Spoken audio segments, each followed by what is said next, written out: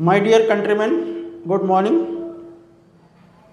In Indian Parliament recently there was a very long discussion. The long discussion was not about poverty, unemployment, inflation, rising health problems and crimes in the country, but it was about chanting the words Vande Matram.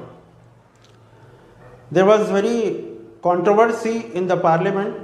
The opposition party, Congress, and Muslim MPs, and as a whole Muslim community are not in favor of making it compulsory for every citizen to chant these words Vande Matram.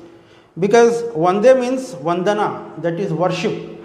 Worship of the countries are the motherland, and Muslims, as you know, they don't worship other than one God who is the creator of this earth and sky and all the universe.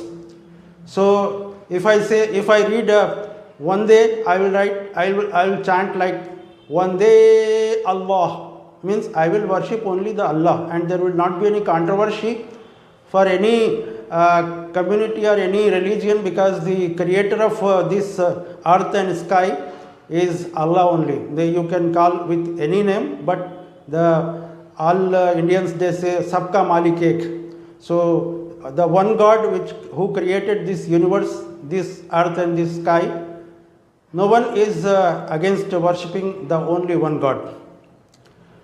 The Muslims, as I told in Quran also, they promise, they read the first chapter of Quran, the Surah Fatiha, the fourth verse or fourth sentence is Iyyaka na'budu wa iyyaka nasta'in, means, O God, we will and we promise that we will worship only you and ask for help with only you.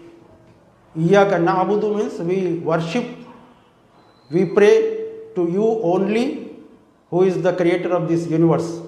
So there should not be any controversy about the worshipping only one God.